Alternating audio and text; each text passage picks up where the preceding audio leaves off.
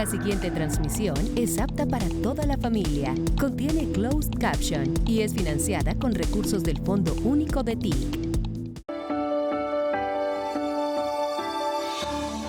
A continuación, se dirige a ustedes el señor presidente de la República, Gustavo Petro Urrego.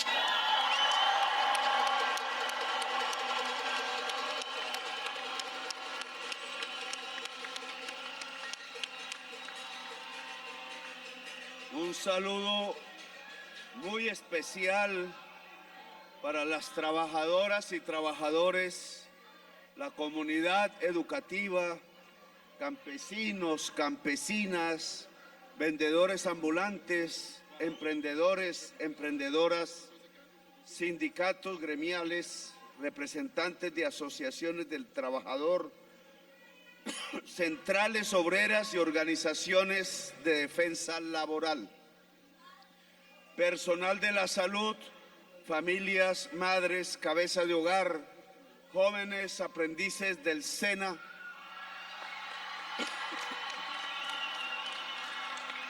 personas de la tercera edad, personas con diversidad funcional en situación de discapacidad, habitantes de calle, comunidades étnicas, pueblos indígenas, afrodescendientes, lideresas, líderes y población LGBTI y a todo el empresariado de Colombia, a todas las colombianas y colombianos y aquí especialmente a la población del suroccidente de Colombia que ha sabido rellenar esta plaza pública y sus alrededores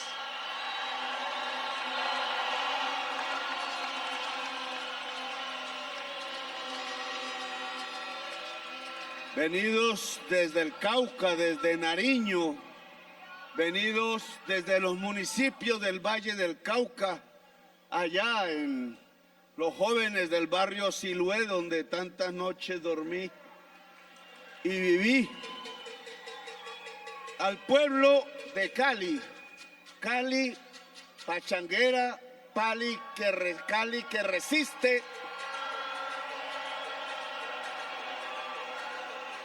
Cali que fue atacada en el día de ayer como el Cauca y el Valle del Cauca en cerca de 24 hechos, más los que se lograron detener por la fuerza pública, a la que agradecemos su trabajo en función hoy de los derechos de las gentes y de la libertad en Colombia.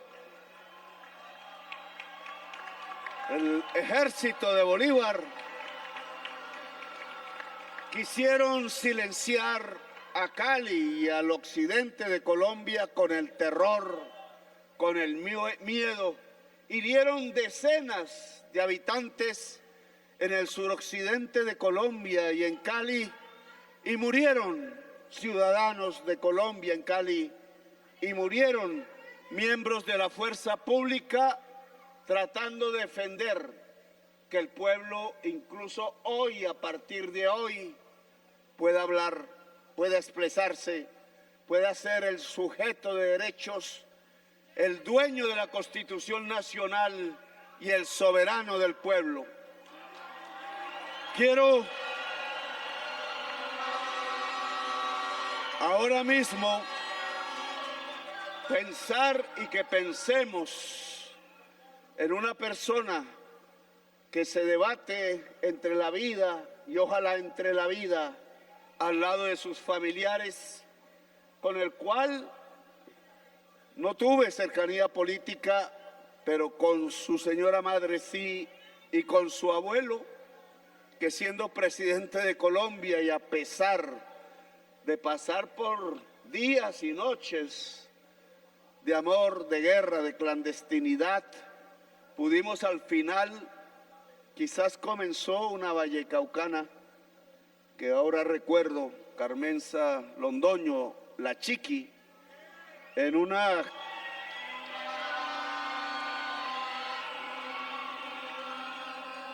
camioneta dialogando con embajadores del mundo, quizás por primera vez los veía, dialogando con los delegados del gobierno de Julio César Turbay Ayala, comenzando a aprender, desde hacía mucho no se oía, y en un hecho difícil indudablemente en el centro junto a la Universidad Nacional, que hoy no existe, porque quisieron derrumbar y demoler esos sitios históricos para que la gente no vuelva a saber qué pasó allí. Dialogaron por primera vez, estando una en la insurgencia, queriendo hacer una revolución, y otro en la presidencia, queriendo mantener el status quo. Decidieron hablar de paz, decidieron hablar, decidieron dialogar. La hija del presidente Julio César Turbay Ayala murió asesinada por Pablo Escobar. Y Carmenza Londoño, la Chiqui, nuestra compañera, murió también en combate. Murieron, y yo quiero que de ninguna de las dos partes vuelva a morir nadie, porque se trata de dialogar. Por eso esta concentración aquí la llamamos por la paz y la democracia, y yo quiero, ojalá sin radicalismos, que en este momento, como lo pedí en el concierto de la esperanza que llenó el centro de Bogotá con centenares de miles de jóvenes bogotanos, muchachos y muchachas, que también hicieron lo mismo, le criticaban. Hagamos un minuto de silencio esta vez por el senador Miguel Uribe Turbay, y que sobreviva a sus asesinos, que son también los asesinos del pueblo de Colombia. Un minuto de silencio, por favor.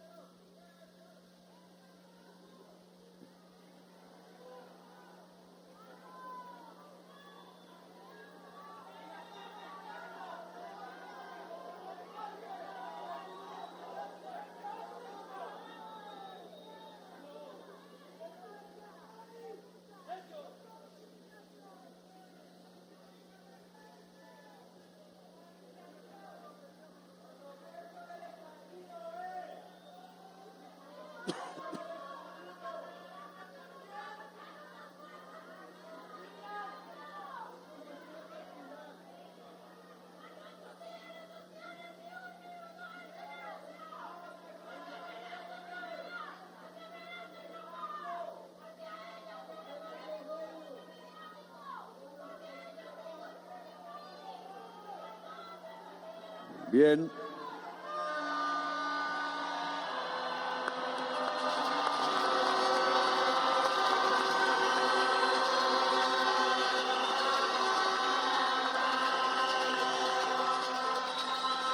Jorge Eliezer Gaitán, alguna vez en una marcha y una concentración popular muy famosa, la Marcha del Silencio, pidió silencio a su pueblo y le hicieron caso, porque ese silencio tenía una fuerza quizás más rebelde que el grito. Ese silencio del pueblo no fue escuchado en aquel entonces, 1946, no recuerdo. Los dos dirigentes liberales que se enfrentaban, uno fue asesinado y el otro se suicidó de tristeza. Y con ambos terminó una época que no debió haber terminado para Colombia. Los asesinos de Gaitán sabían qué hacían. Terminó la revolución en marcha, así la llamaron ellos, así la llamó el presidente Alfonso López Pumarejo, cuando por primera vez desde un gobierno se habló de derechos laborales, se habló del permiso de la Constitución para que se hicieran sindicatos, para que se organizara el pueblo trabajador. Se habló de la ley 200 de tierra para que la tierra cultivase alimentos y no fuese un simple potrero en manos de señores feudales que no entendían que el poder era cultivar y producir y no simplemente tener la tierra. Un Alfonso López Pumarejo al que le quisieron dar un golpe de Estado, que se fue, dicen que por amor, a atender a su esposa enferma de cáncer en los Estados Unidos, y que tras sus banderas intentó Jorge Eliezer Gaitán o Gabriel Turbay, que se llamaba Turbay, y quiero recordarlo, ambos intentaron, cualquiera que fuese el presidente de Colombia, continuar la revolución en marcha, porque era construir un país mucho más justo, donde obreros, más eran hombres que mujeres en aquel entonces, pudieran tener un salario digno y donde campesinos y campesinas pudieran tener un pedazo de tierra. Esa aspiración tanto de Gaitán como de Turbay se hundió en sangre. La una, la sangre de Gaitán asesinado. La otra, escuchen bien el apellido, la de Gabriel Turbay, también corrió por su mano propia, dicen, en algún barrio de París, porque no pudo aguantar que a partir de ahí hundieran a sangre y fuego al pueblo de Colombia y a sus aspiraciones, a sus derechos, y lo que se fortaleciera fuera la época del fascismo en Colombia. Yo le pido a Efraín Cepeda, sé lo duro de esta confrontación allá en el Senado, donde está en este momento dirigiendo la plenaria, a Efraín Cepeda, que recuerde esa historia del Partido Conservador.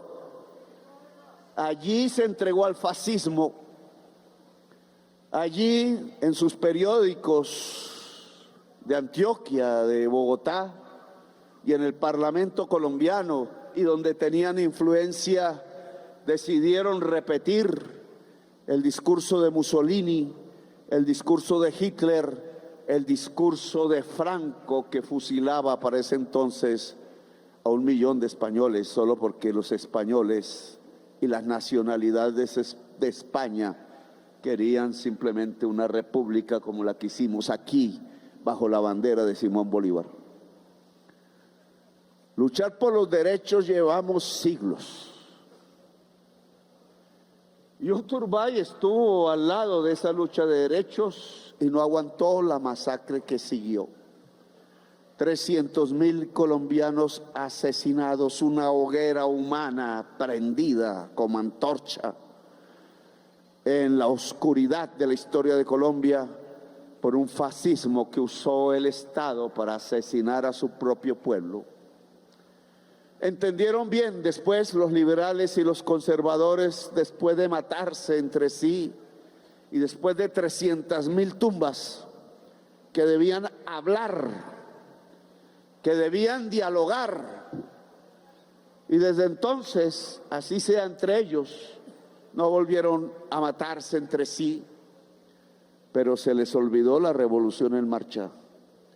Y se les olvidó alejar el fascismo de la historia de Colombia.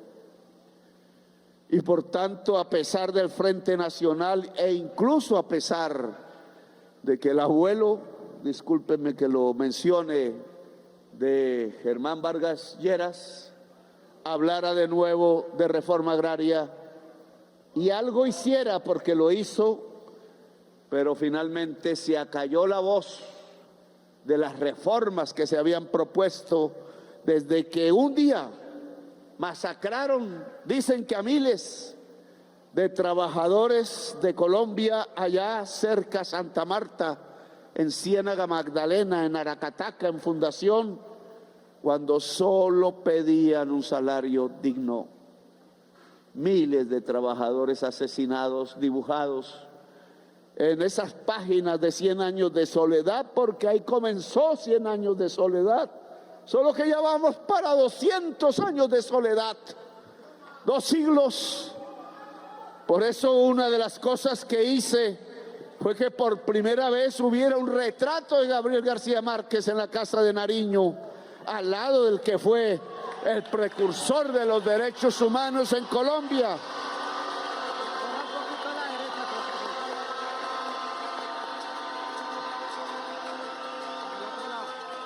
Esa es nuestra historia, 200 años de soledad. Por eso una parte del Partido Conservador, leyendo esa historia en tiempos de Belisario Betancur, decidieron que un papa que había hecho una encíclica en ese momento, la doctrina social cristiana de la Iglesia Católica, se volviera el programa del Partido Conservador. Y yo no sé cuántos han leído la doctrina social cristiana del partido, no del partido de la Iglesia Católica, del Papa Juan XXIII. Hoy deberían leerla los parlamentarios conservadores, porque decía que el pueblo tenía derecho a formar cooperativas, que el pueblo tenía derecho a organizarse en las fábricas y en los lugares de trabajo, que el pueblo tenía derecho a un salario digno, que el pueblo tenía derecho a vivir una vida digna. El pueblo de Dios, dijo la encíclica. Nosotros aquí decimos el pueblo trabajador, el asalariado y el no asalariado, y toda la población colombiana y toda la humanidad en el mundo.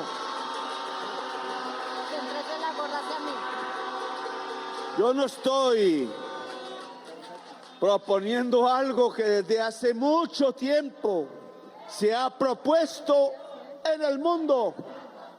Estoy proponiendo una jornada de 8 horas. Estoy proponiendo que el día se acabe como todo colombiano o colombiana sabe, cuando se oculta el sol, y el sol se oculta a las 6 de la tarde.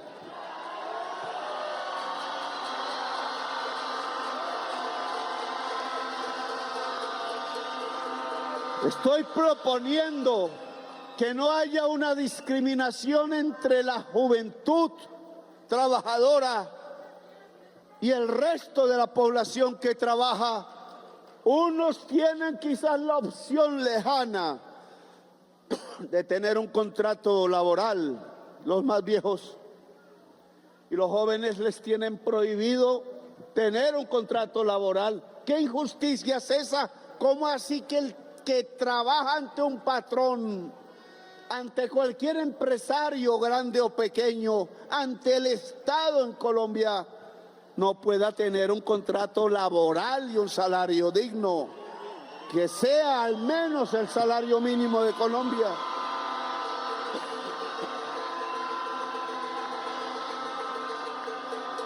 ¿Cómo así que en Colombia, después que en todo el siglo XX a liberales y a conservadores, parlamentarios o no, funcionarios del Estado, incluidos los presidentes liberales y conservadores, se les pagaba el salario salido de los impuestos que le cobraban a los campesinos que producían café, y ahora no hay una pensión para esos campesinos, mientras los presidentes y los parlamentarios sí que la tienen? Mientras ahora no hay una pensión para las campesinas cafeteras ni ninguna campesina en Colombia. ¿Y por qué el presidente de Colombia entonces está insultando, dicen en la prensa? Está elevando el tono, dicen, cuando lo único que está exigiendo es que todo campesino o campesina en este país tenga un derecho a la pensión y que todo trabajador o trabajadora en Colombia tenga derecho a una pensión.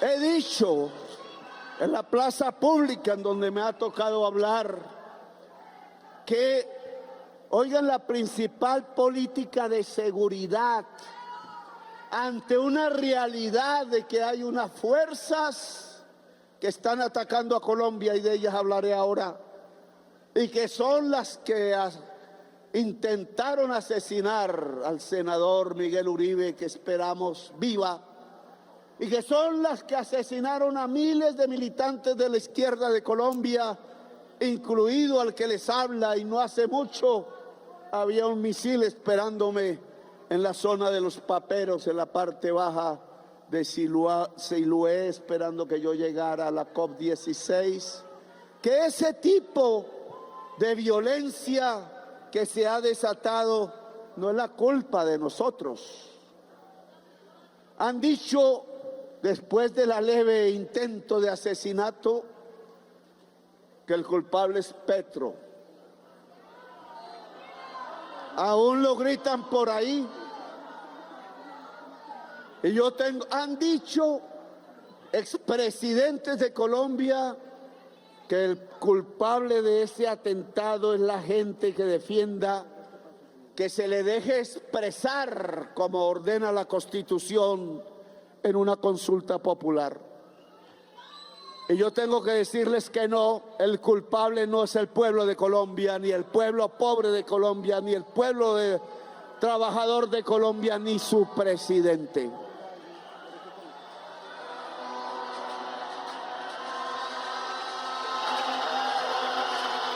La consulta popular no es amiga de los asesinos.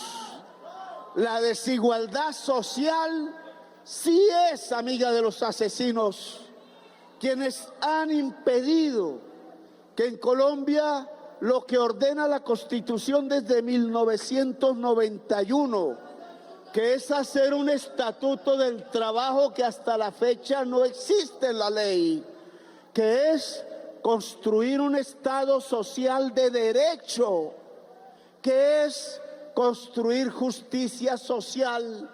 El incumplimiento a esas órdenes de la Constitución Nacional sí que es amiga de la violencia, sí que es amiga de los asesinos de Colombia. Es que en Colombia hay narcotráfico porque hay desigualdad social. Es que en Colombia los niños se vuelven asesinos porque no hay educación. Cortaron los recursos de la educación hace 10, hace 15 años. Y oigan esto, es que la mejor política de seguridad que un país puede tener, y no lo digo yo, lo dicen las investigaciones sociológicas de los Estados Unidos, que volvieron política pública y comprobaron que era cierto, es que los bebés, los niños y las niñas de brazos hasta los 7 años puedan ser criados en medio del amor y del afecto. Es decir, que si quisiéramos que esos niños asesinos ya no existieran en Colombia, sino niños y niñas sin apellido, niños y niñas felices, lo primero que habría que hacer es que las mamás se pudieran abrazar en las mañanas y en las noches con sus propios hijos en su casa.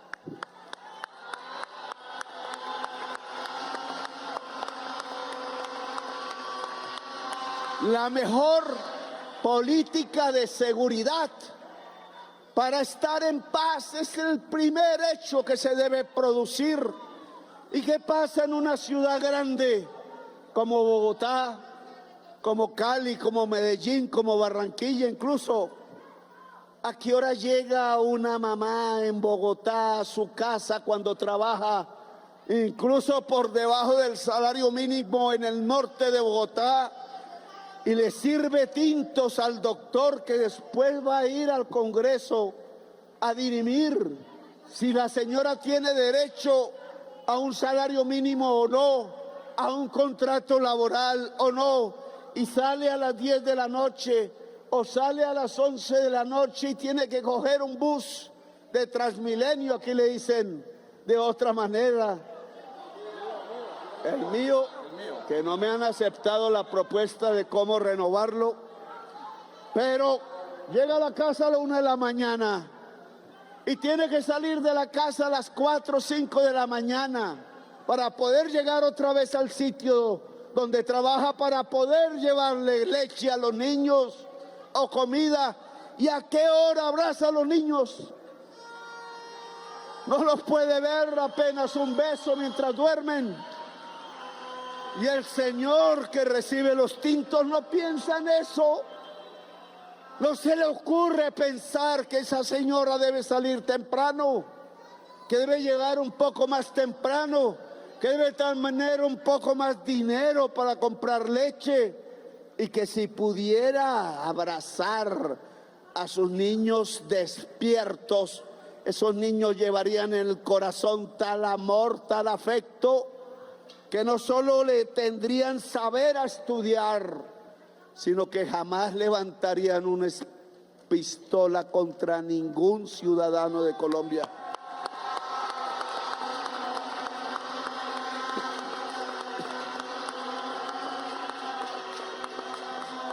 Y entonces quieren desligar como si fueran enemigos, como si fueran agua y aceite, la paz de Colombia con la justicia social de Colombia. Y eso no es cierto, se equivocan los editorialistas de la prensa del gran capital, se equivocan los señores que usan lo que aprendieron en el derecho y en la universidad para ver cómo los trabajadores y las trabajadoras no triunfan en este momento. Se equivocan los políticos y se equivoca, lamentablemente, también el pueblo pobre que no sabe de esta pelea, de esta lucha, y que aún continúa votando por sus propios verdugos, por los que sí lo van a asesinar.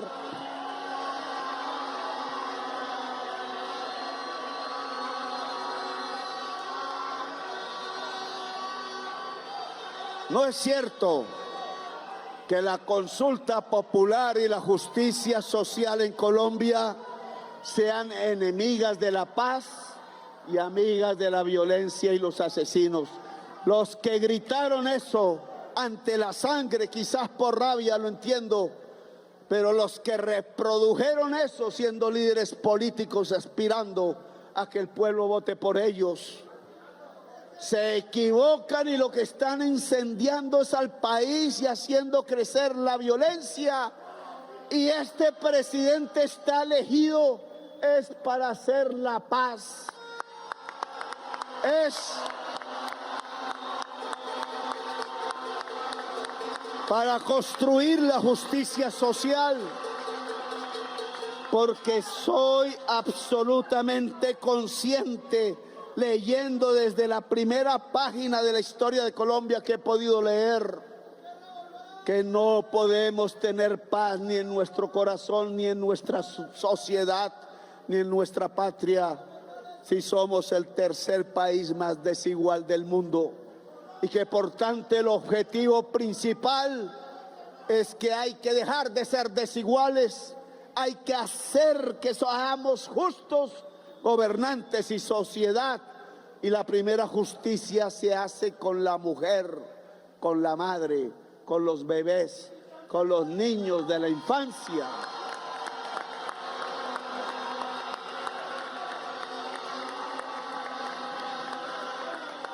Por eso tampoco puedo estar de acuerdo con el expresidente que dijo no, que Petro no firme la consulta porque eso es inconveniente.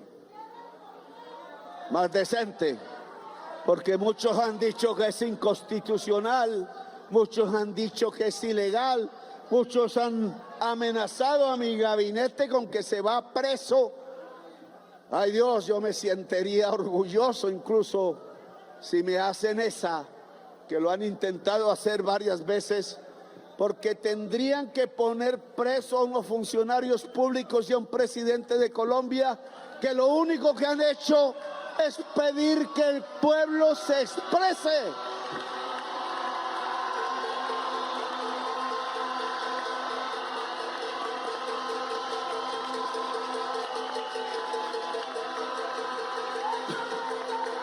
Claro, me han pedido que baje el tono y me comprometo en bajarlo, pero bajar el tono no significa no decir verdades, no significa silenciarse, no significa arrodillarse.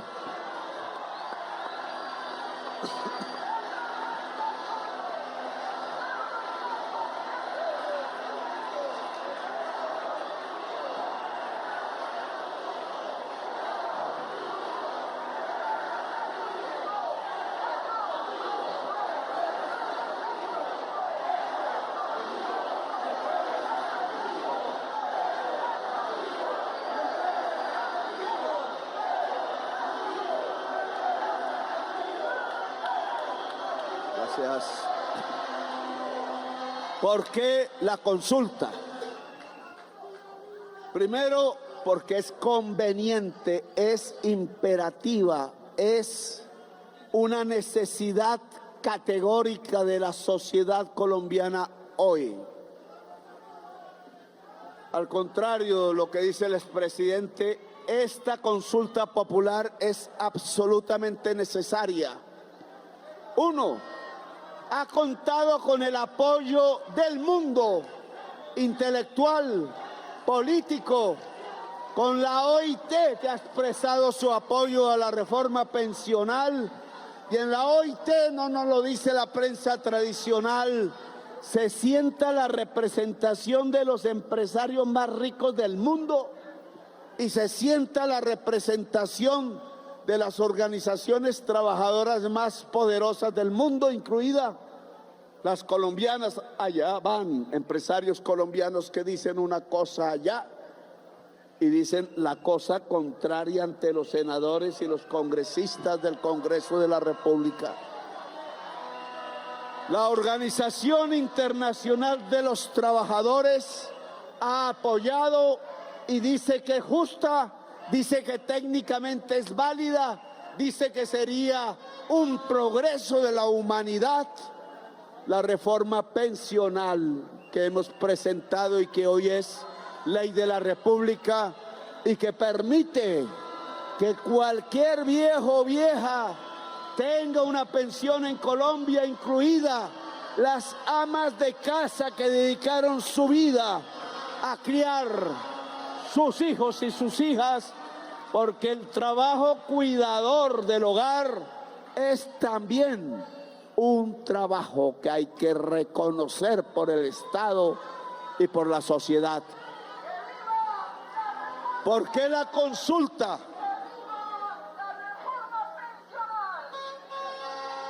Porque la Constitución del 91 propuso un Estado social de derecho.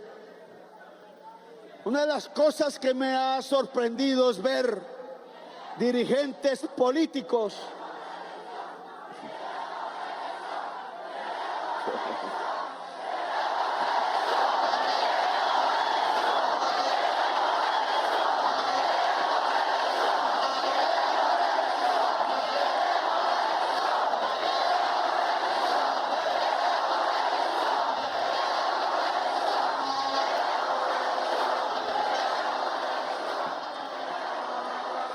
¿Qué hizo la Constitución del 91? Construir, y lo propuso como una solución a la violencia y a la guerra eterna de Colombia, como una solución a los 100 años de soledad, que hubiera en Colombia y se construyera un Estado social de derecho. Ahora, enfrentando esta consulta y la reforma laboral y las reformas sociales, ya no dicen Estado social de derecho, dicen Estado de derecho, violando la Constitución de Colombia. Lo dicen hasta magistrados, exmagistrados y dirigentes políticos del Congreso de Colombia y expresidentes. Les hago una pregunta. ¿Es que acaso al hablar de Estado de Derecho lo que están proponiendo es que se rompa el pacto que se hizo alrededor de la Asamblea Nacional Constituyente de 1991 y la actual Constitución de Colombia? Y lo digo por estas razones, porque quien hablaba de Estado de Derecho sin más era la Constitución de 1886, que decía que el poder no residía en el pueblo, sino en la nación, y la nación eran los oligarcas de Colombia. Quieren romper el pacto de la Constitución del 91 porque el presidente de Colombia, que sí, y me insultan hoy por ello, era miembro del movimiento mayoritario que se eligió popular y libremente en la Asamblea Nacional Constituyente y que era el M-19, había dejado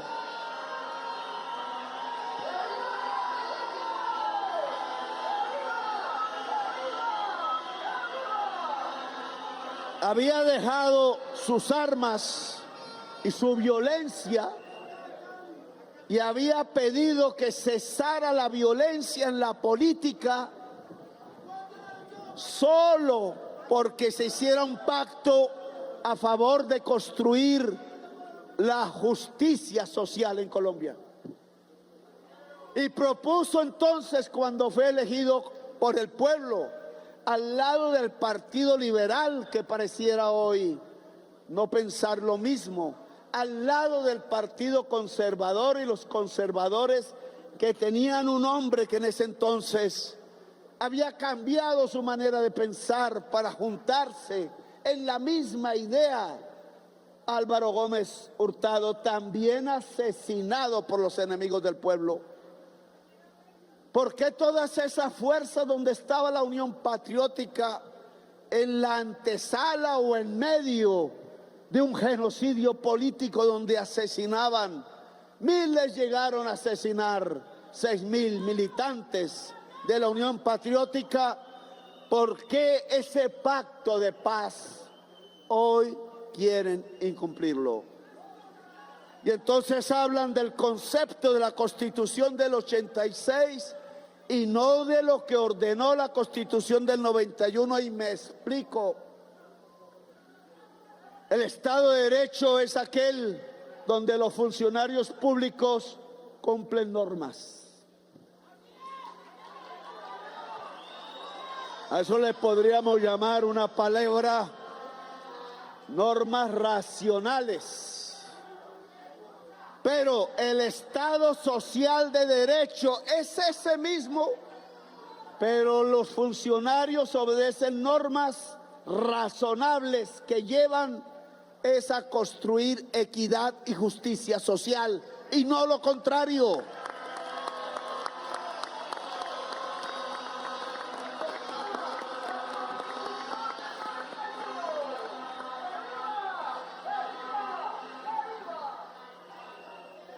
Y entonces, ¿qué fue lo que pactamos?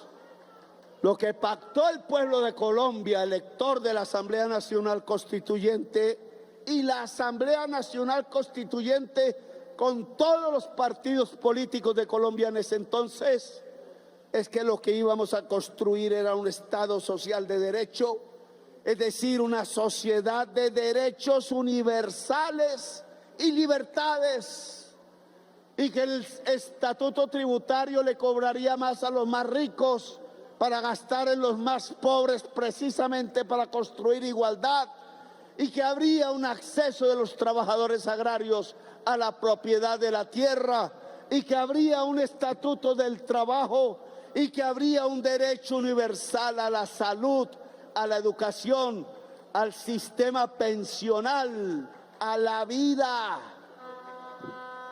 ¿Y dónde está eso? ¿Por qué incumplieron ese pacto entonces? ¿Por qué otros 200,000 colombianos murieron asesinados después de aprobada la Constitución del 91? ¿Y qué es lo que tenemos que hacer ahora entonces? ¿Qué es lo conveniente y lo inconveniente para Colombia? Murieron otros 200,000 colombianos porque lo que gobernó no fue la Constitución del 91, sino los paramilitares.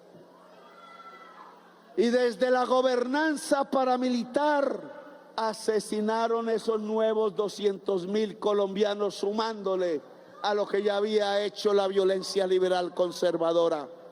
Y nos sacaron de la opción histórica de cumplir la Constitución. Y tuvimos que hacer debates, y tuvimos que llenarnos de tristeza, y miles, decenas de miles, centenares de miles de madres tuvieron que gritar de dolor en sus casas, en sus ranchos, a veces sin ranchos, porque se lo habían quemado, del dolor de perder a sus maridos, de perder a sus hijos, de perder a sus hijas, de verlos desaparecer. Y vino entonces el genocidio de Colombia, y vino con autoría y marca del Estado colombiano, hasta que decidieron asesinar a 6.402 jovencitos con balas oficiales.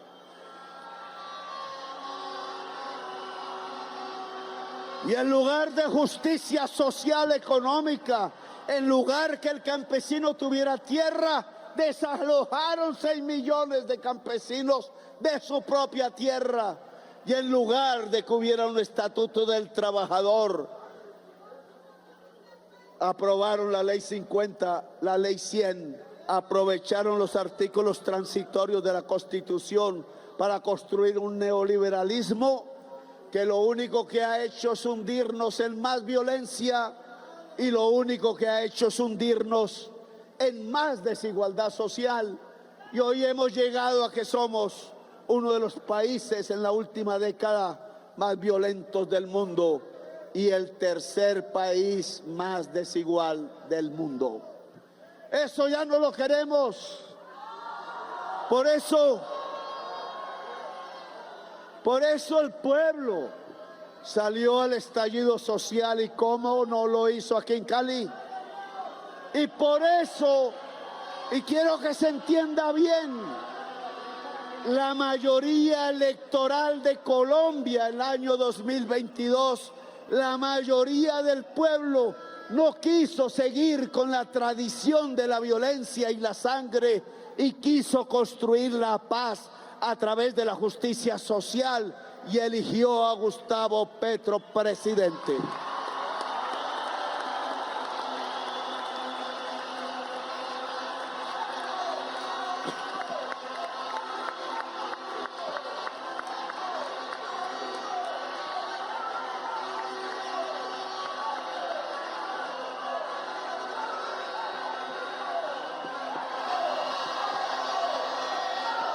Y el presidente no ha hecho más que cumplir lo que se le presentó al pueblo de Colombia como programa: reformar el sistema pensional para hacerlo universal, reformar el sistema de salud para hacerlo universal y que no se roben la plata pública, reformar el sistema laboral para que la gente que trabaja tenga un mejor vivir, construir justicia social, dedicar el dinero público a la educación pública de la juventud colombiana, e intentar que los colombianos entonces no se maten entre sí y las economías ilícitas sean reemplazadas por las economías lícitas.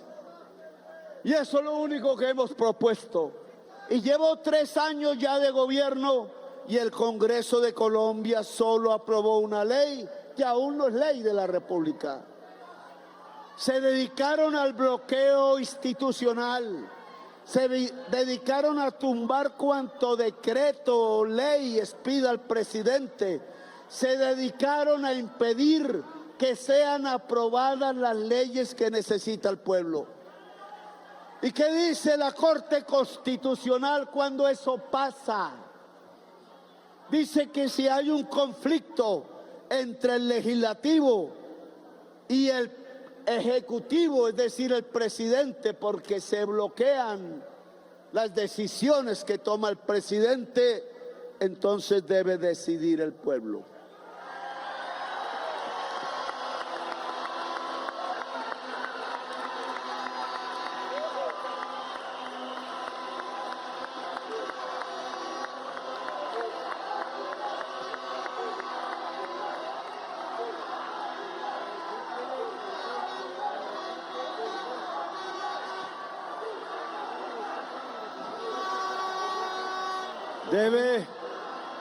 Dice la Constitución que somos una democracia participativa, no solo representativa.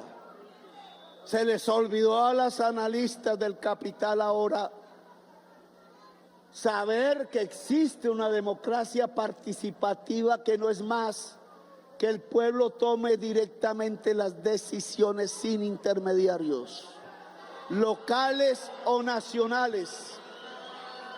Ya el gobernador de Antioquia, que no me quiere ni un pedacito, presentó y está preparando una consulta popular en el suroriente de Antioquia. No puedo decir que voten sí, que no voten no, porque me está prohibido. Le corresponde a la ciudadanía antioqueña del suroriente. Pero ¿cómo sí que entonces si es constitucional, si es legal, si es conveniente? Porque presenta una consulta popular que impide que haya autoridad ambiental en su región. ¿Y por qué yo? Solo porque defiendo el derecho de los trabajadores a vivir mejor y de las mujeres. Entonces, si es inconstitucional, si es ilegal, si vale mucho y si es inconveniente. ¿Cómo así? Las consultas populares de ellos sí valen y las nuestras no. Pues la Constitución de Colombia, dice que Colombia es una democracia representativa y una democracia participativa y que el pueblo es soberano, que no hay poder en Colombia que no derive de la legitimidad del pueblo y que siendo el pueblo constituyente primario se puede y debe expresarse, y este es el momento de poder expresarse. Porque el Congreso de Colombia, el Senado de la República, que sí lo hizo la Cámara, aún hoy, hasta donde sé, no quiere aprobar una reforma laboral progresista en favor de los trabajadores, sino que lo que quiere aprobar es que se contrate a la gente por horas. Es decir, peor que lo que estamos hoy. Ahí se creó una comisión que buscaba un acuerdo. El Senado está dividido en dos partes y no pasó nada. Y si la Cámara de Representantes, llegado a que Efraín, el presidente, tuviera mayoría en el Senado para aprobar algo tan dañino como una contratación por horas, le pido al presidente de la Cámara no dé un solo paso atrás de lo aprobado en la Cámara. He dicho, que dicen que es que somos polarizantes. Ojo con eso.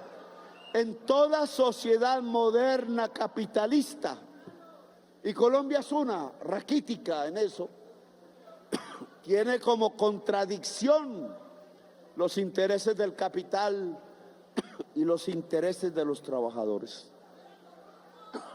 Eso es así, porque en la producción son dos.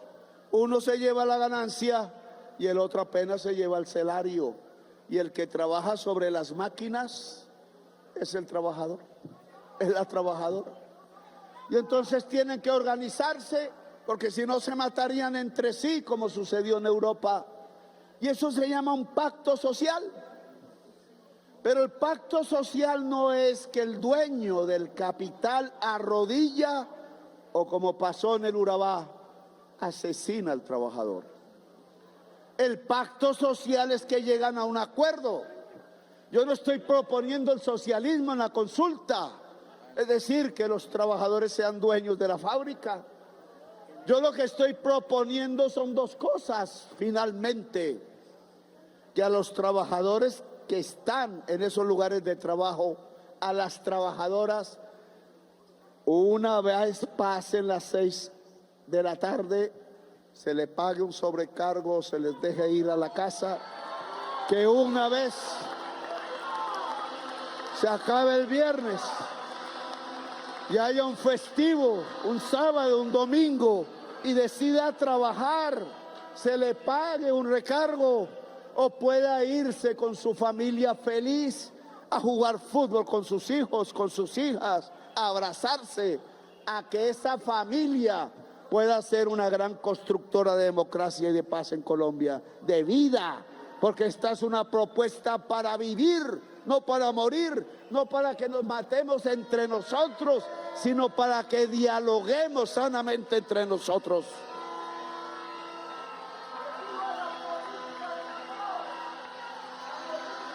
No me pidan, como me lo sugerían en el día de ayer, usando mal, y se los critico, electoralmente, el terrible atentado contra el senador Miguel Uribe. Usando electoralmente no está bien. Pero no me pidan usando ese asesinato que entonces yo le diga a la gente que trabaja: no, nos felicitamos, nos vamos a la casa y nos arrodillamos, y nuestras generaciones por generaciones seguirán viviendo en la justicia. No se puede.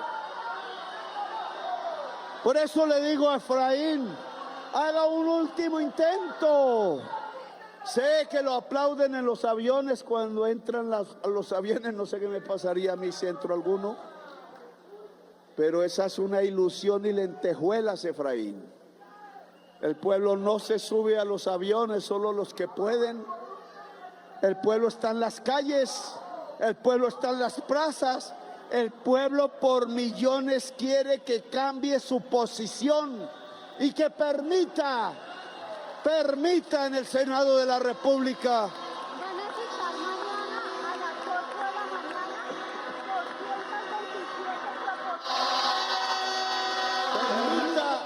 una reforma laboral progresista, digna del pueblo trabajador de Colombia.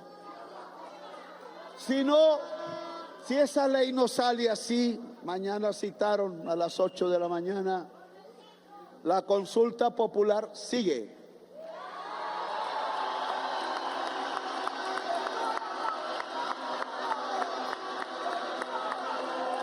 Se tienen que organizar los comités del sí en cada rincón y los comités del no.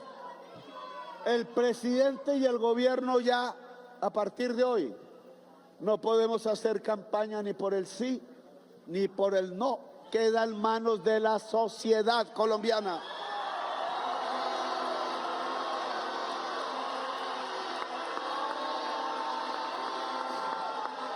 El pueblo decide, no decide el presidente.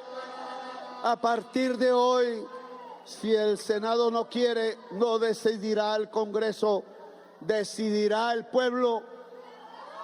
Y la última instancia que define este debate político que he querido adelantar en Colombia es la Corte Constitucional, a la cual respeto.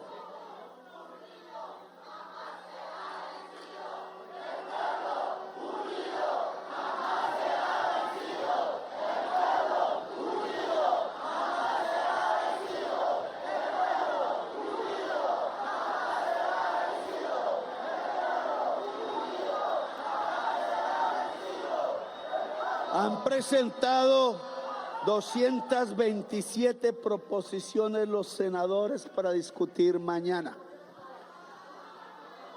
Bien pueda, están en su derecho, pero el presidente de Colombia ha decretado la consulta popular.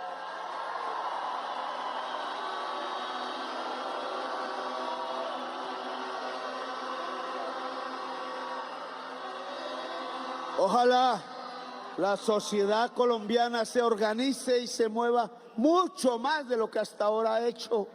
Este es el momento del pueblo. Vote sí, vote no. El presidente de la República acatará el 7 de agosto lo que decida el pueblo de Colombia.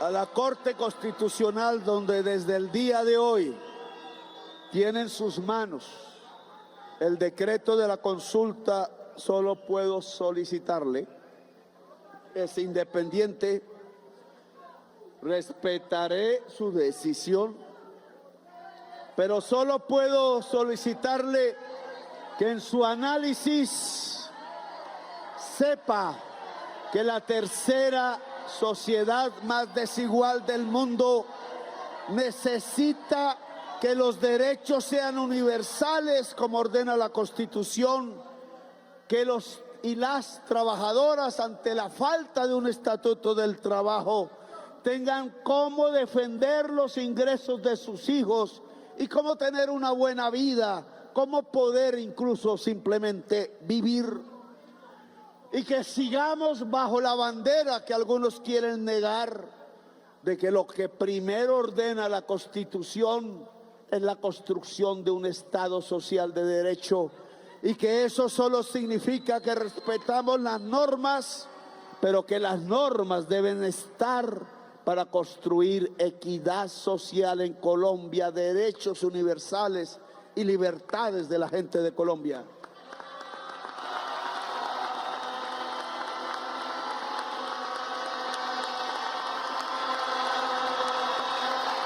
Si llegado el caso, y no es una amenaza porque yo no amenazo, a mí me amenazan.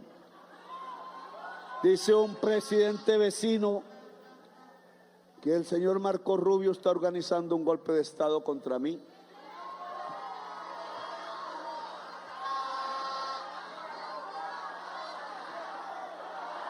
Yo solo le digo al secretario de Estado de los Estados Unidos que no puedo creer que el pueblo demócrata y que cree en las enmiendas de la Constitución de los Estados Unidos y que hoy debe entrar a dialogar con los conciudadanos y las conciudadanas de los pueblos latinoamericanos que trabajan allá, legal o ilegalmente, lo que tiene que hacer es entrar en un diálogo con esos pueblos, porque el ABC de la teoría económica dice que la riqueza solo sale del trabajo y que si quitan trabajadores se van a empobrecer.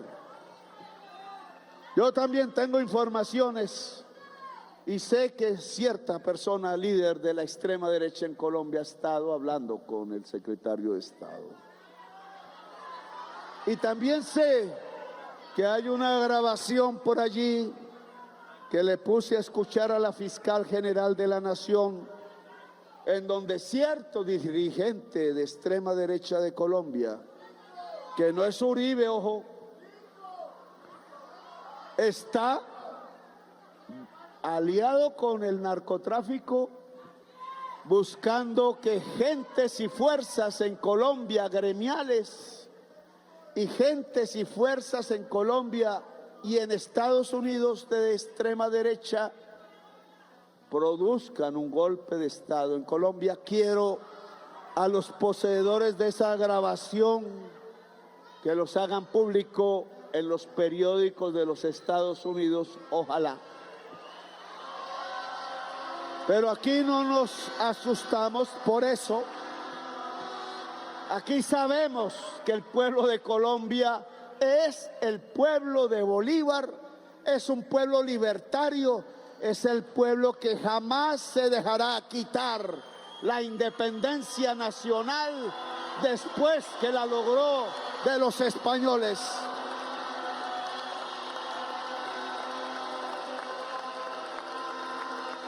Al presidente Trump le digo, como presidente de la CELAC, la Comunidad de Estados de América Latina y del Caribe, que llegó la hora de dialogar y no de la soberbia, que conduzca su sociedad, que lo eligió libremente, a la sabiduría de hablar con la otra parte de América, que somos los latinoamericanos y los caribeños. Que hay que hablar, sí, de un pacto de las Américas para saber cómo la democracia puede profundizarse, para saber cómo se trata de manera humana a los inmigrantes, para saber cómo se alejan las mafias de todos los pelambres del continente americano y del mundo y de la humanidad, para hacer de las Américas tierra de paz y democracia y no tierra de arbitrios y de muerte. Siempre estaré dispuesto a eso.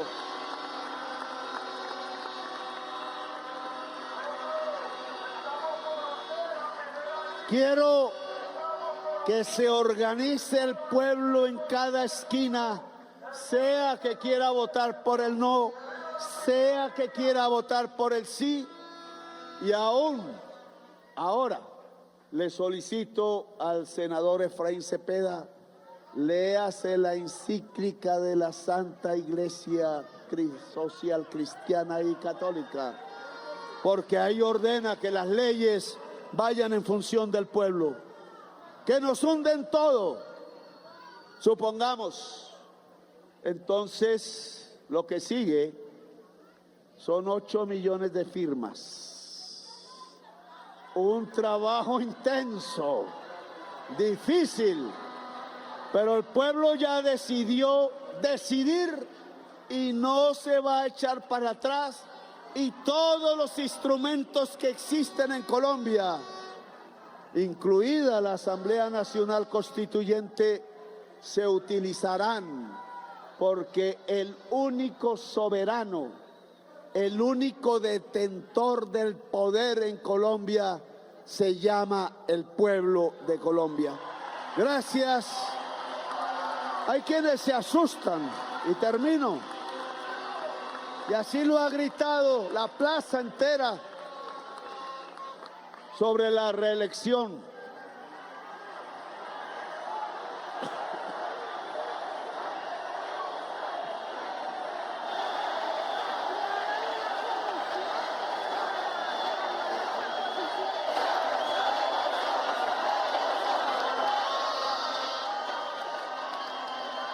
Los que se reeligieron cambiando la Constitución de Colombia con un articulito y con mañas, malas mañas parece,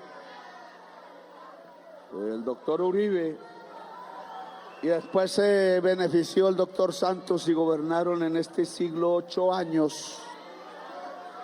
El doctor Santos lo que quiso para él mismo lo prohibió a través del Congreso de la República para los que siguieran. Y yo no soy un hombre de ambición, ninguna pregunta de esas tiene que ver con algún negocio mío, ni en las reformas de las leyes, ni en la consulta popular. Yo no gobierno para mí, a eso Gaitán y antes Aristóteles lo llamó dictadura o oligarquía. Yo soy un demócrata e incluso libertario, no de los de Milei, sino los de Durruti, que averiguan quién era Durruti. Y de eso yo cumplo mi palabra. A mí no me gusta el poder y mucho menos el palacio ese aristocrático y frío. Y tengo cosas que hacer y escribir.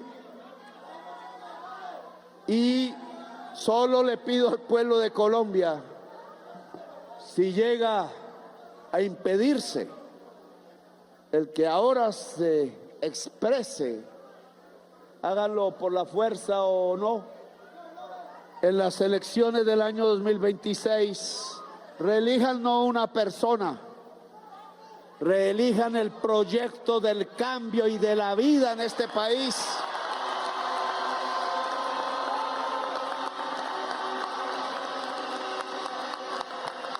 El pueblo será libre. Yo garantizaré que cualquier candidato de Colombia viva.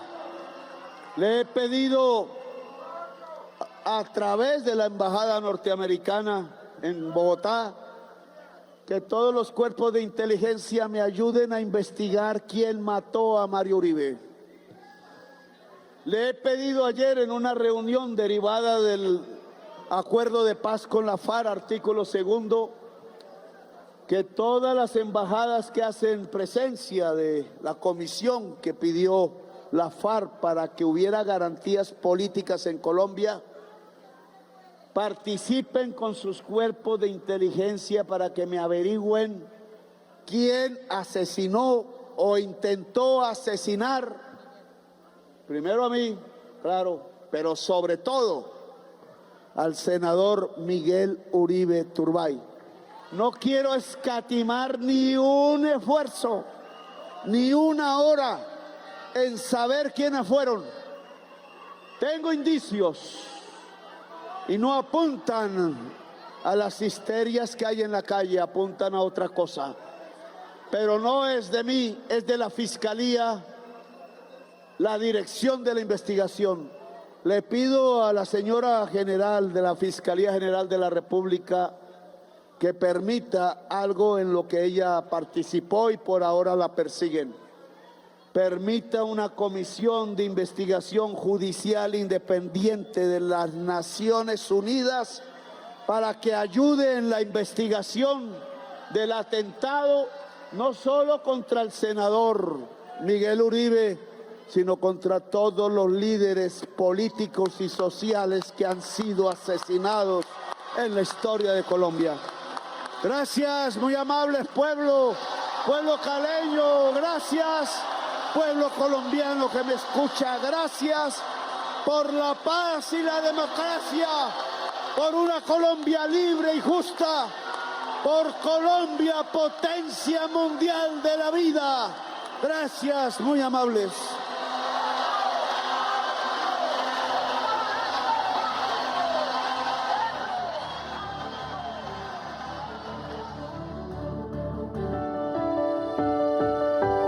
La anterior fue la locución del señor presidente de la República, Gustavo Petro Urrego.